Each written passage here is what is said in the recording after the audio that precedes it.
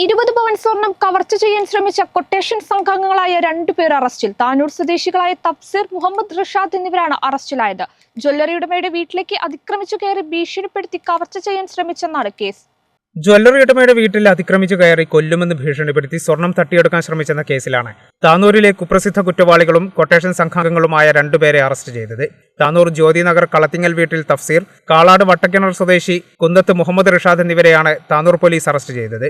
20 പവൻ സ്വർണമാണ് ഇത്തരത്തിൽ തട്ടിയെടുക്കാൻ ശ്രമിച്ചത്. പരാതിയുടെ അടിസ്ഥാനത്തിൽ താനൂർ ഡിവൈഎസ്പിയുടെ നിർദ്ദേശപ്രകാരമാണ് അറസ്റ്റ്.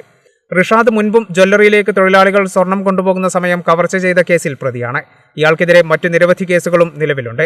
തഫ്സീറിനെതിരെയും സ്വർണ്ണ കവർച്ചയടക്കം നിരവധി ക്രിമിനൽ കേസുകളുണ്ട്. ഇരുവരും കൊട്ടേഷൻ സംഘത്തിലും അംഗങ്ങളാണെന്ന് പോലീസ് അറിയിച്ചു. പ്രതികളെ കോടതിയിൽ ഹാജരാക്കിയ ശേഷം തിരൂർ സബ് ജയിലിലേക്ക് റിമാൻഡ് ചെയ്തു. Tanur inspector Tony J Mattam, sub ഇൻസ്പെക്ടർമാരായ സുജിത് എൻ.ആർ., സുകേഷ് കുമാർ, ASI സലേഷ്, CPOമാരായ സെബാസ്റ്റ്യൻ, വിനീത്, പ്രബീഷ്, രാജേഷ് എന്നിവരാണ് അന്വേഷണ സംഘത്തിലുണ്ടായിരുന്നത്. കേരള വിഷൻ, താനൂർ.